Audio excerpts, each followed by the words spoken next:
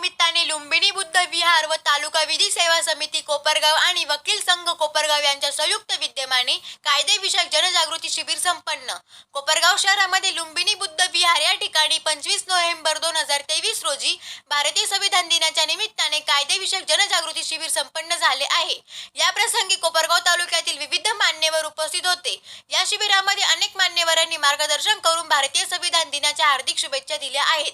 या प्रसंगी भारतीय संविधानाचे महत्त्व, हक्क, अधिकार त्याचबरोबर कायदेविषयक माहिती या माध्यमातून देण्यात आली आहे। या कार्यक्रमात मोठा प्रतिसाद मिळाला आहे। या प्रसंगी दिवाणी वरिष्ठ स्तर न्यायाधीश भगवान पंडित, कोपरगाव पोलीस स्टेशनचे पोलीस निरीक्षक प्रदीप देशमुख साहेब, ॲडव्होकेट करुणा सोनवणे, वकील संघाच्या उपाध्यक्षा ॲडव्होकेट ज्योती भुसे, वकील संघाच्या माजी उपाध्यक्षा एस देशमुख, ॲडव्होकेट सोनल पोळ यांची मार्गदर्शनपर भाषणे झाली। भास्करराव गंगावणे यांनी प्रास्ताविक तर वरिष्ठ लिपिक बीजे बडे यांनी सूत्रसंचालन केले तर भंतेजी यांनी सरनेत गाथेच्या माध्यमातून आशीर्वाद देऊन कार्यक्रमाचा समारोप केला। या कार्यक्रमाचे आयोजन लुंबिनी बुद्ध विहार व तालुका विधी सेवा समिती कोपरगाव आणि वकील संघ कोपरगाव यांच्या संयुक्त विद्यमाने कायदेविषयक जनजागृती संविधान दिनानिमित्ताने करण्यात आले होते। या कार्यक्रमासाठी विविध मान्यवर, समाज बांधव, विविध पक्ष, सामाजिक संघटनांचे पदाधिकारी उपस्थित होते।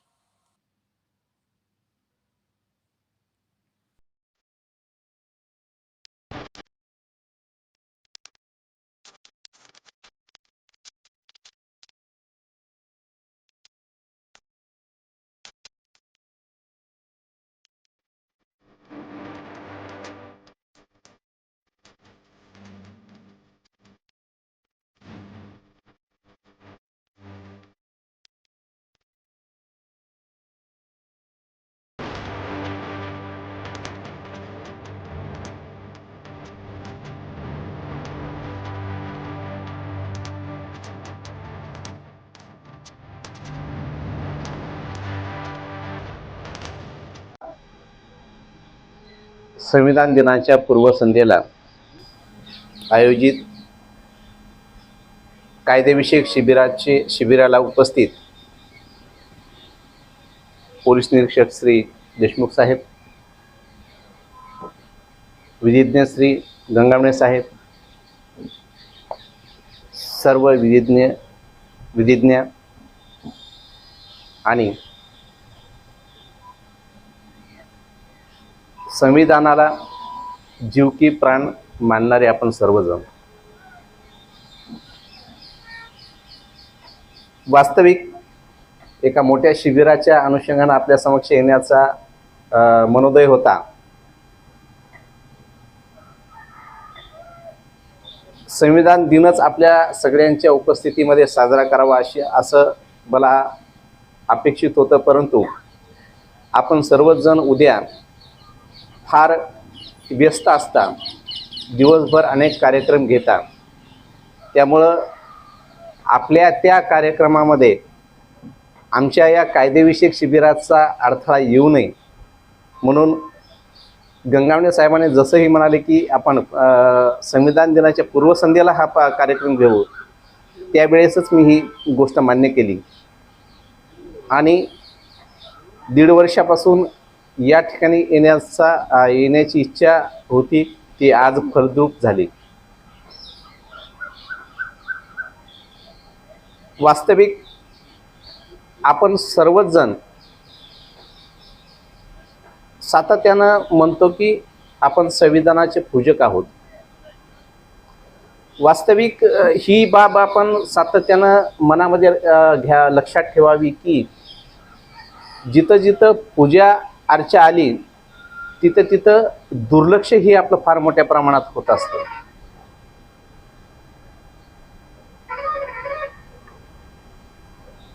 घटनेची पूजा करावी आणि ती बाजूला ठेवून द्यावी अशी परिस्थिती आता राहिलेली नाही। राज्यघटना काय आहे, राज्यघटनेमध्ये कुणाचे हक्क दिलेले आहेत, राज्यघटनेमध्ये कुणावर जबाबदाऱ्या टाकल्या आहेत, या सगळ्या गोष्टी आपण सगळ्यांनी कोळून प्यालेल्या आहेत। त्यामुळे आपल्याला राज्यघटना काय आहे ती आपल्या सर्वांना सांगायची गरज नाही, परंतु ती राज्यघटना ही आपण पूजा करून बाजूला ठेवण्याची ही गोष्ट नाही। पिढ्यानपिढ्या ज्यांचे हक्क मारल्या गेले होते, पिढ्यानपिढ्या ज्यांना एक हक्कापासून वंचित ठेवल्या गेलं होतं, त्या सर्वांना मानासन्मानानं जगण्याची संधी या राज्यघटनेनं दिलेली आहे. एवढ्या मोठ्या आवाजामध्ये महिला बोलू शकतात, ते केवळ संविधानानं दिलेल्या हक्कामुळं, संविधानानं वाढवलेल्या आवाजामुळं त्यांचाही आवाज वाढलेला आहे. तेव्हा आपणा सर्वांना ही बाब सातत्यानं मनामध्ये ठेवावी लागणार आहे की आपण संविधानाची पूजा न करता संविधान हे कसं लोकांच्या गरजांना उतरण, लोकांच्या हक्क कसे त्यातून आपलं फलद्रूप होतील, लोकांना त्यातून जे काही आपलं बाबासाहेब आंबेडकरांनी रक्ताचं पाणी करून आपलं त्यामध्ये मांडलंय, ती गोष्ट समाजापर्यंत कशी जाईल, लोकांपर्यंत कशी जाईल. तालुका विधी सेवा समितीच्या वतीनंही अशा प्रकारचे आम्ही आपण सातत्याने प्रयत्न करत असतो की तळागाळातल्या लोकांना कायद्याविषयक जे हक्क आहेत ते कायद्याचे हक्क त्यांना सातत्यानं भेटत गेले पाहिजेत, कायद्याचे हक्क त्यांचे बाधित नाही झाले पाहिजेत. तालुका विधी सेवा समितीच्या वतीनं हे प्रयत्न केले जातात, परंतु काय होतं की आम्ही आपल्यापर्यंत पोहोचण्यासाठी सातत्यानं कमी पडतो, सातत्यानं आम्ही आपल्या समक्ष येऊ शकत नाही. तेव्हा ही आपल्या सर्वांचीच जबाबदारी आहे की तालुका विधी सेवा समिती ही, न्यायालयही आपल्या SC ST या बांधवासाठी मोफत सुविधा उपलब्ध करून देत आहेत, तर त्यांच्या हक्काविषयी ते जर कुठं बाधित होत असतील त्यांचे हक्क, तर त्यांना आपण समजावून सांगून न्यायालयापर्यंत आणलं पाहिजे आणि त्यांना आपण त्यांचे हक्क मिळवून देण्यासाठी प्रयत्न केले पाहिजेत. आणि हे सर्व करत असताना जेव्हा आपण संविधान आणि संविधान दिन साजरा करतो, त्यावेळी निश्चितच आपली सर्वांची जबाबदारी अधिक वाढते इतरांपेक्षा. ती या कारणानं की आपण संविधानाला जीव की प्राण मानतो. तेव्हा या निमित्तानं मी आपणा सर्वांना आवाहन करणार आहे की संविधान हे असे तो सूर्य टिकलं पाहिजे, कारण ते टिकलं तरच तुमचे आमचे हक्क अबाधित राहणार आहेत. आणि आपण कल्पनाही करून पहा की संविधान बाजूला ठेवून पहा काय अवस्था असेल, काय अवस्थेमध्ये आपण होतो. तेव्हा मी या ठिकाणी आपणा सर्वांना एक तालुका विधी सेवा समितीच्या वतीनं आवाहन करणार आहे की संविधानाचं आपण सातत्यानं पठण करत राहावं. मध्ये जे काही गोरगरिबांचे, सर्वसामान्य माणसांचे हक्क दिलेले आहेत, ते हक्क त्यांच्यापर्यंत पोहोचण्यासाठी आपण सर्वांनी प्रयत्न करावेत. संविधानामध्ये जे काही बाबासाहेबांना अपेक्षित होता तो समाज घडवण्यासाठी पौळ मॅडमनी आपलं फार चांगल्या रीतीनं या ठिकाणी मांडलं. कारण आपण नुसतं आपलं संविधानाचा पूजा करून चालणार नाही, तर आपण त्या संविधानामध्ये जे काही आपलं लोकांचे हक्क दिलेले आहेत त्या लोकांपर्यंत ते हक्क पोहोचले पाहिजेत, यासाठी प्रयत्न करावे आणि त्यातूनच संविधान दिन साजरा केल्याचं सार्थक होईल असं मला या ठिकाणी वाटतं. डॉक्टर बाबासाहेब आंबेडकरांनी जे आपल्यासाठी केलेलं आहे, जो आपल्याला धर्मग्रंथ दिलेला आहे, जो आपण सर्व भारतीय त्या धर्मग्रंथामध्ये जे नियम घालून दिलेले आहे, ते नियमाला आपण बांधील आहोत.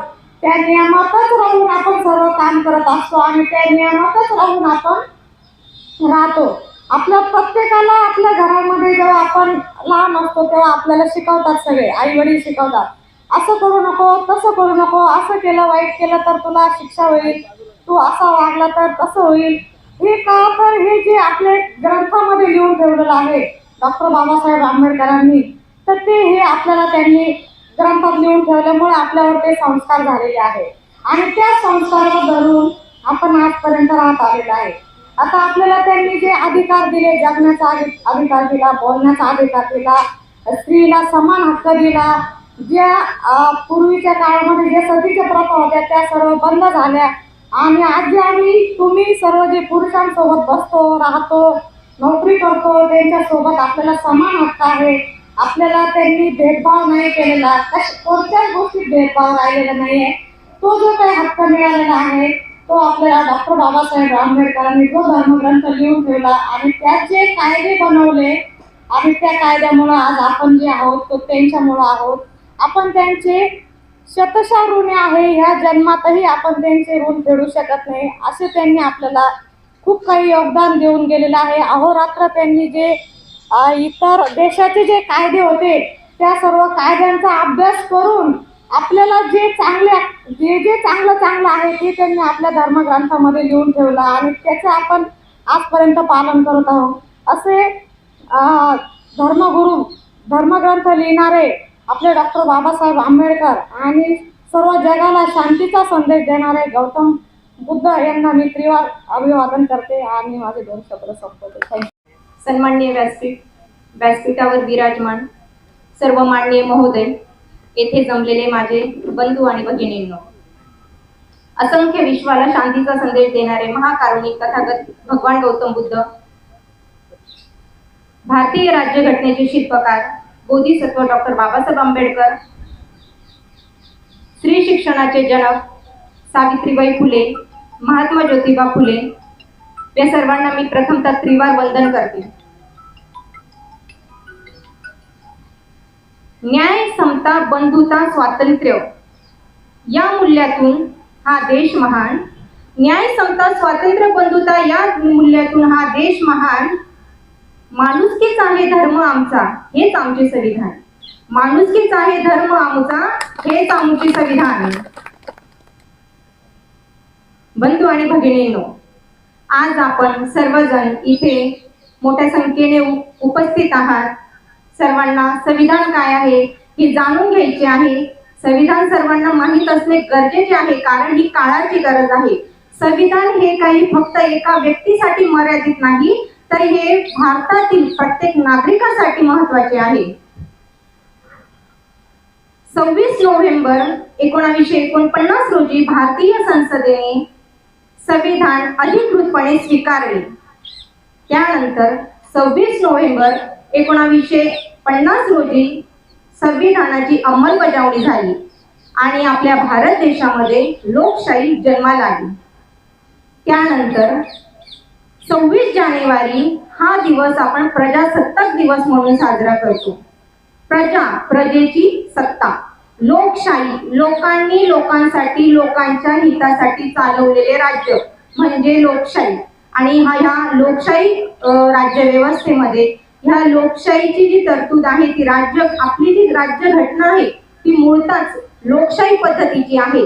त्यामुळे आपल्याला सर्वांना बोलण्याचे स्वातंत्र्य, अभिव्यक्त होण्याचे स्वातंत्र्य, मतदानाचे स्वातंत्र्य, आपला नेता निवडण्याचे स्वातंत्र्य, या सर्व गोष्टी आपल्याला संविधानाने दिलेल्या आहेत. संविधानाने ज्याप्रमाणे आपल्याला फंडामेंटल राईट्स, मूलभूत हक्क दिलेले आहेत, त्याप्रमाणे आपल्या काही जबाबदाऱ्या सुद्धा आहेत. ह्या सर्व नियम, अटी, ज्या शर्ती आहेत, हे सर्व काही संविधानामध्ये समाविष्ट केलेले आहे. संविधान म्हणजे एक शब्द नव्हे, तर ही खूप मोठी गोष्ट आहे, खूप मोठी बाब आहे. यामध्ये प्रत्येक भारतीय नागरिकाला त्याचे हक्क, त्याच्या जबाबदाऱ्या, जे काही नियम आहे, या सर्व गोष्टींची तरतूद डॉक्टर बाबासाहेब आंबेडकरांनी अतिशय सखोलपणे अभ्यास करून प्रत्येक घटकासाठी, प्रत्येक वंचित घटकासाठी, प्रत्येक व्यक्तीला केंद्रस्थानी ठेवून त्याचा अभ्यास करून भारतीय राज्यघटना रात्रंदिवस अभ्यासातून, अहोरात्र प्रयत्नातून त्यांनी राज्यघटनेची निर्मिती केलेली आहे.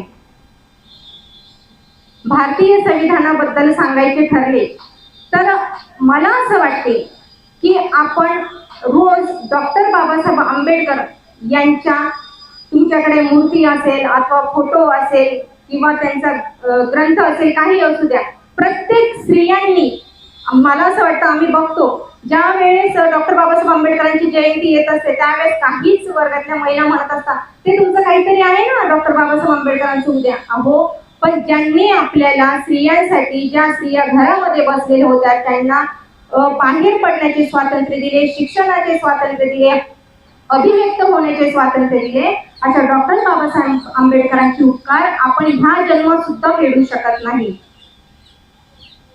भारतीय संविधानाने सांगितले आहे की आपण कुठलीही जात, धर्म, लिंग, पंथ किंवा जन्मस्थान यावरून आपल्याला भेदभाव करता येणार नाही. 6 ते 14 वयोगटातील भारतातील प्रत्येक मुलामुलीला शिक्षणाचा समान अधिकार दिलेला आहे आणि ते शिक्षण सक्तीचे व मोफत केलेले आहे.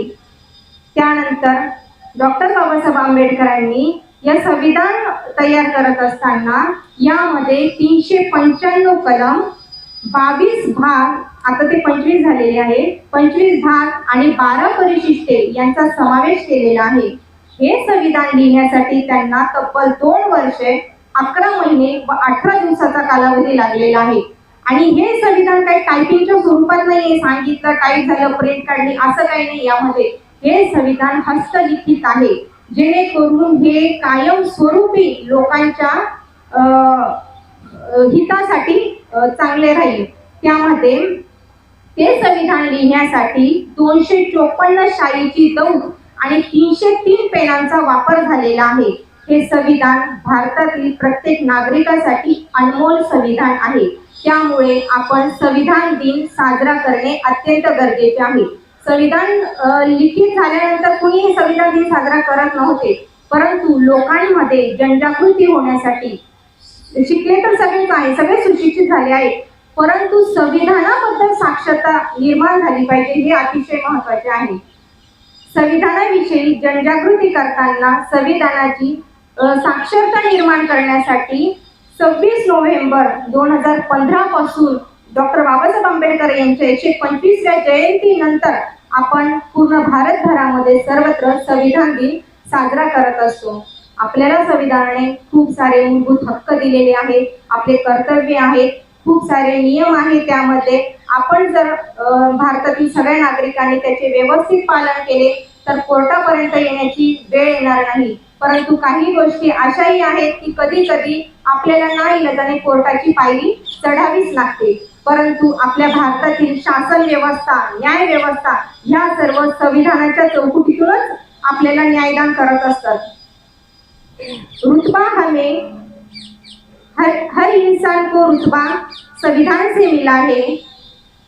तिरंगा इस आसमान को संविधान से मिला है और लोगों को मुकद्दर से मिला है. हमें तो मुकद्दर भी संविधान से मिला है. जय भारत, जय संविधान, जय हिंद. आज आपल्याला संविधान दिन हा साजरा करण्याची का वेळ आलेली आहे किंवा आपण इथं उपस्थित झालो, आपल्याला माहिती देण्याची, हे कुठं सांगितलेलं आहे, काय सांगितलेलं आहे.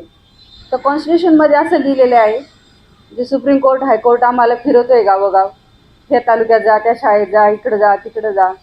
तर 39(1) असं लिहिलेलं आहे, लीगल सगळ्यांना समान कायदा आणि मोफत सुविधा उपलब्ध झाल्या पाहिजे. ती विधी सेवा समितीमध्ये आम्ही सर्व साहेब लोक यांची एक कमिटी असते, त्या कमिटी थ्रू याचं नियोजन केलं जातं. कोर्टात काय चालतं काय नाही, एखाद्याची आर्थिक परिस्थिती नसताना तो कोर्टात उभा राहू शकतो का, किंवा त्याला काही दुर्बल घटनांना कोर्टात न्याय पाहिजे असतो, पण पैसे अभावी तो कोर्टात येण्यासाठी कचरतो थोडासा. मला वारंवार चक्रा मारावं लागेल, फीस द्यावी लागेल का, किंवा माझ्या काही आर्थिक अडचणी आहे, कुठं कोर्टाची झंझटमध्ये पडू. तिथंही विधी सेवा समिती तुम्हाला काम करते. तुम्ही जिल्हा न्यायाधीश इथं आपलं ऑफिस आहे, त्या ऑफिसमध्ये एक अर्ज देऊ शकता व तुम्ही मोफत सल्लागार नेमू शकता व तुमचे कामकाज हे सर्व चालू ठेवते. मग हे सर्व अधिकार कुठून आले आपल्याला? हे सर्व अधिकार डॉक्टर बाबासाहेब आंबेडकरांनी आर्टिकल्स 39(1) लिहून ठेवलेले. विधी सेवा, लीगल एड व फ्री सेवा समिती, त्यामार्फत आपण हे सर्व कार्यक्रम राबवत असतो व करत असतो. आपण 4 भावंड असले तरी एकत्र राहू शकत नाही, पण आज माझा भारत देश सर्व 18 पगड जातीचे लोक, जाती धर्माचे लोक एका मुठीत बांधलेली, ही ताकद फक्त माझ्या बाबासाहेबांनी दिलेल्या संविधानामुळे व आपण आज इथं गोडे गुलाब्याने जमलेलो आहे. या ताकदीला पहिले सर्वप्रथम दिवसातून एकदा तरी आभार मानले पाहिजे. नाही मी आज शाळा शिकले, कोणाचा आभार मानावं? सावित्रीबाई फुलेंच्या सोबतच जसे डॉक्टर बाबासाहेब समानता दिली नसती तर स्त्री कुठेतरी दुर्बल घटकात मोजली गेलेली असती. आज पैसेही लागत नाही, माझ्याकडे पैसे नाही म्हणून मी शिकले नाही असं कोणता विद्यार्थी दाखवतो मी, ज्याची बुद्धिमत्ता आहे, ज्ञानसागर आहे. आज सगळ्यात मूर्तिमंत उदाहरण म्हणजे जेव्हा गंगावणे सरांचे जुनी मित्र आहेत आमच्या ऑफिसला, त्यांचं ऑफिस माझं ऑफिस शेजारी, तर त्यांच्या काही गोष्टी सांगतात. मी माझ्या जसं कोर्टात पाहिलं तर मी खरंच आदर्श मानते गंगावणे सरांना. त्यांचं काही पिढी जाते का तिथे? काही आहे का? स्वकर्तृत्व आणि ज्ञान या बळावर. आणि याला हे सगळं कुठून आलंय? समान शिक्षण कुठून आलं? समान कायदा कुठून आला? आज एवढे आर्टिकल्स दिले. आपल्याला कोणतंही एखादा हक्क अधिकार असेल, आर्टिकल असेल, एखाद्याची नोकरीचा काही प्रॉब्लेम असेल, आपण रीट दाखल करू शकतो. डायरेक्ट सुप्रीम कोर्टात कोणी उभं राहता येतं का? किंवा हायकोर्टात तुम्हाला एखादा कायदा दाखल करता येतो का? असं कोणी म्हटलं तर खरंच करता येतो. जर माझ्या काही नोकरीचा असं प्रॉब्लेम असेल, जर मला शिक्षणाला कोणी अडसर केला असेल, माझा एखादा फॉर्म अडला असेल, किंवा ते पण ते कोणी उठ सुटलं की घरात नळावर भांडणं झाले तर जाता येत नाही. हे पण नियम लक्षात ठेवले पाहिजे. नाही तर कोणी म्हणू उद्या नळावर भांडण चालले मी चालले हायकोर्टात, असं नसतं. आपलं जिथं नोकरीचे रिट्स लिहाय त्याच्यामध्ये काही आपले मूलभूत अधिकार आहे. थोडक्यात मला जीवन जगण्याचा अधिकार आहे, मला शिक्षण घेण्याचा अधिकार आहे, मला स्वतंत्र राहण्याचा अधिकार आहे, मला स्वतंत्र नोकरी करण्याचा अधिकार आहे, मला समानतेने चालण्याचा अधिकार आहे. मग ह्या अधिकाऱ्यांचं कुठं तुमचं वापरत असताना समाजात त्याचं कुठं अवहेलना झाली तर तुम्ही रीट दाखल करू शकता. याचा सर्वात मोठा उद्देश म्हणजे असा असतो की समान न्याय मिळाला पाहिजे, मग तो कोणत्याही घटकातला असो. हे सर्वप्रथम या संविधानमध्ये ते लोकांपर्यंत पोहोचावं, माहिती व्हावं. संविधानाची प्रार्थना सगळ्यांना माहिती व्हावी याचा उद्देशासाठी हे सुरू करण्यात आलेलं आहे. हे काय आज उद्या झालेलं नाही. हे पूर्वीपासून 1950 पासून जशी अंमलात आलेली चालू झालेली तेव्हापासून चालू, पण तळागाळापर्यंत पोहोचण्यास आता 7-8 वर्षापासून सुरुवात झालेली आहे. म्हणून हे सर्व कायदे, आज कायदे साहेब बसले, एवढे मोठे सन्मानी अधिकारी आले, हे कुठून आले? पुस्तकाच्या माध्यमातून तुमच्यापर्यंत आले. त्यांना अधिकार कोणी दिले? तर संविधान. सर्व कायदे जर एकत्रीकरण केलं, आज कोणताही विवाहाचा कायदा झाला, याचा कायदा झाला, तर त्याला आधार घ्यावा लागतो. मग कोणाचा आधार घ्यायचा? कॉन्स्टिट्यूशनचा अधिकार घ्यावा लागतो, संविधानाचा अधिकार घ्यावा लागतो. मला उपस्थित असलेले आपण सर्व 26 नोव्हेंबर संविधान दिन खरं तर आपल्या प्रत्येक भारतीयासाठी हा गर्वाचा दिवस आहे की ज्याच्यावर आपण गर्व करू शकतो असा हा दिवस आहे.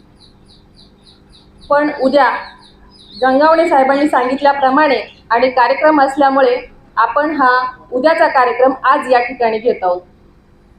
ठीक आहे, आज घेतोय, पण खरंच ही अभिमानाची गोष्ट आहे की आपण संविधान दिन साजरा करतोय. संविधान दिन साजरा करतोय, पण माझ्या मताप्रमाणे तो संविधान दिन नुसता साजरा करून चालणार नाही, तर त्या संविधानातला प्रत्येक शब्द न शब्द आपण आपल्या जीवनात आत्मसात केला पाहिजे. डॉक्टर बाबासाहेब आंबेडकरांनी सांगितलं, शिका, संघटित व्हा, संघर्ष करा. त्यांनी आपल्याला सांगितलेलं आहे की शिका, संघटित व्हा आणि संघर्ष करा. शिकलोय आपण, आपल्या 1-2 पिढ्या पुढे गेल्याय. आता आपण छोट्या घरातून मोठ्या घरात आलोय, आपले बंगले झाले, आपल्या मोठमोठ्या गाड्या झाल्या. पण आता पुढे काय? तर आता आपल्याला जो आपला वंचित समाज आहे त्याला आपल्या सोबत घ्यायचे. अजूनही ह्या देशात अशा अनेक जाती आहेत, असे अनेक वर्ग आहेत की जे मागासलेले आहेत. तर मग आपणच एकटं पुढे जायचं का? तर नाही. बाबासाहेबांनी काय सांगितलं? सगळ्यांना सोबत घेऊन चला, सगळ्यांच्या सोबत चला, म्हणजे मग तुमच्या गावाचा, तुमच्या तालुक्याचा, तुमच्या जिल्ह्याचा आणि तुमच्या देशाचा विकास होईल. तर हे बाबासाहेबांचं स्वप्न पूर्ण झालंय का? तर नाही, मला वाटत नाही की पूर्ण झालंय. तर ते आपलं स्वप्न अजून आपल्याला पूर्ण करायचे. आपण शिक्षण घेतलं, पण आपल्याला अजून संघटित. हा देश पुन्हा एकाचा आहे का? तर नाही. देश सार्वभौम आहे. म्हणजे कसं की एकटा कुणी देश चालू शकत नाही. या देशातला प्रत्येक नागरिक ज्याला मतदानाचा अधिकार आहे त्याच्या हातात मतदान आहे. तो मतदार राजा एका प्रधानमंत्री निवडून देतो किंवा मिनिस्टर निवडून देतो. म्हणजे काय? तर बाबासाहेबांनीच हे अधिकार आपल्याला दिलेले, म्हणजे मत आपल्या हातात आहे. आणि ह्या देशात संविधान जाळलं जातं. ज्या आज आपण सोनेरी दिवस म्हणून हा साजरा करतो आहोत, ते संविधान जाळलं जातं. मग तिथे आपली जबाबदारी असते की आपण त्याच्यासाठी संघर्ष करायला हवा, त्याच्यासाठी उभं राहायला हवं. जे बाबासाहेबांनी सांगितलं होतं, शिका घेतलं, संघटित व्हा, संघटित झालं. संघर्ष कुठं आहे? आपल्याला संघर्ष बाकी आहे, तो संघर्ष करायचा आहे. त्यासाठी कुणीही मागे राहता कामा नये. म्हणून मी पहिल्यांदा सांगितलं की ठीक आहे, एक घर शिकलं, एका घरात दिवा लागला, पण दुसरं घर आपल्या शेजारी असेल आणि तो जर वंचित राहत असेल तर हे चुकीचं आहे. म्हणून या संविधानाचं मूळ, या देशाला संविधान बहाल करताना डॉक्टर बाबासाहेब आंबेडकरांनी सांगितलं होतं की कुठलाही घटक, कुठलाही समूह वंचित राहता कामा नये. काय आहे परिस्थिती? देशाला स्वातंत्र्य होऊन 76 वर्ष होत आले. बाबासाहेबांनी सांगितलं होतं की घरातल्या भिंतींवर लिहा की दलित राज्य करतील. 76 वर्ष झाले. कोण आहे, कुठे आहे? आपण सगळे, माझ्या माहितीप्रमाणे मी सर्वांना ओळखते, बरोबर ना गायकवाड काका? आहे का आपण कुठे? तर आपल्याला कुठेतरी हे मिळवायचंय. आपल्या हातात ज्यावेळेस सत्ता येईल, आपण कुठेतरी असू, त्यावेळेस आपल्याला हे सगळं करता येईल. आपल्याला आपल्यासाठी झगडायचंय आणि तेच आपल्याला किती वर्षांपूर्वी डॉक्टर बाबासाहेबांनी सांगितले. म्हणजे आपल्याला अजून आपला संघर्ष संपलाय का? तर नाही, आपला संघर्ष अजिबात संपलेला नाही. अजून आपल्याला संघर्ष करायचा आहे, आपल्या बांधवांसाठी करायचा आहे. जे शोषित आहे, जे वंचित आहे, त्यांच्यासाठी निश्चितच आपल्याला संघर्ष करायचा आहे आणि संघटित व्हायचंय. कुणीतरी एक व्यक्ती हे करू शकणार नाही, हे शाश्वत आहे, सत्य परिस्थिती आहे. म्हणून आपल्याला अजून, मला वाटतं, बाबासाहेबांना खूप अंगीकारायचं आहे. केवळ संविधान दिन साजरा करून चालणार नाही, ते आत्मसात करायचा, त्यातला प्रत्यक्षात शब्द न शब्द आत्मसात केला पाहिजे. तरच आपल्या देशाची प्रगती होईल आणि तरच आपला समाज सुधारला जाईल. एवढं बोलते, थांबते. जय भारत, जय महाराष्ट्र, जय संविधान, जय भीम. त्याचप्रमाणे पूजनीय डॉक्टर बाबासाहेब आंबेडकर मंचावर उपस्थित माननीय अध्यक्ष, त्याचप्रमाणे आपले नेताजी, सर्व मान्यवर आणि माझे बंधू आणि भगिनींनो, माझ्यापेक्षा कायद्याने सर्व हुशार असलेल्या व्यक्तींनी प्रत्येक बाब आपल्याला हे सांगितलेली आहे. या व्यतिरिक्त मी जास्त न सांगता फक्त संविधान दिन साजरा करून जमणार नाही, तर संविधान करणं महत्त्वाचं आहे. संविधानाचा जसे आपल्याला अधिकार आहेत तसे आपल्याला आपले कर्तव्य आहेत. हा महत्त्वाचा ठरत मी आपल्याला ही गोष्ट सांगू इच्छितो. सर्वांनी याचं पालन केल्यास पोलीस स्टेशनची आणि कोर्टाची कुठली आवश्यकता राहणार नाही. त्यासाठी संविधान हे सर्वांना समजलं पाहिजे, संविधान हे सर्वांना वाचनीय झालं पाहिजे, तर त्यातल्या बारकावी त्यांना समजतील आणि पोलिसांचं सुद्धा काम हलकं होईल. तर जसं मी तुम्हाला परत एकदा रिपीट करतो की आपले अधिकार जसे आहेत तसे आपले कर्तव्य पण आहेत. याचं सर्वांनी पालन करावं. की जास्त वेळ न घेता मान्यवरांना आपले सर्वांना विचार त्यांचे ऐकायचे आहेत. मी संविधान दिनाच्या आपल्याला सर्वांना शुभेच्छा देतो. जय हिंद, जय महाराष्ट्र, जय भीम. लोकशाही सल्ला समिती मार्फत जो संविधान दिन साजरा केलेला आहे, त्या कार्यक्रमासाठी आज या लुंबिनी बुद्ध विहारामध्ये माननीय पंडित साहेब, त्याचप्रमाणे माननीय देशमुख साहेब, त्याचप्रमाणे आमच्या Pol madam, Sonone madam, Bhushan madam, Deshmukh madam आणि आदरणीय भंतेजी हे देखील या कार्यक्रमाला उपस्थित राहिले. त्याचप्रमाणे समोरील प्रेक्षक वर्ग संपूर्ण हे जे अत्यंत महत्त्वाची माणसं आहेत त्यांना निरोप दिल्याबरोबर ते सर्वांनी, मी साहेब ज्या माणसाला ज्यांना फोन केलेला आहे ते सर्व माणसं या ठिकाणी कार्यक्रमाला हजर आहेत. ते म्हणले देखील नाही की आम्हाला काम आहे की कुठे जाणे गरजेचं आहे, परंतु ज्या माणसाला फोन केलेला आहे, जे संपूर्ण जे माणसं आले ते सर्व VIP माणसं आहेत. हे 50 माणसं आहेत, परंतु 500 लोकांचं काम करणारे, 500 लोकांनाही कार्यक्रमाची रूपरेषा समजून सांगणारे असे माणसं आहेत. असो, त्यांनी सर्वांनी आमच्या या कार्यक्रमाची दखल घेतली आणि कार्यक्रमाला आपण सर्वजण हजर राहिलात आणि या कार्यक्रमाची शोभा वाढवली. त्याबद्दल कायदेविषयक लोकशाही सल्ला समिती मार्फत मी आपले खऱ्या अर्थाने आभार मानतो. त्याचप्रमाणे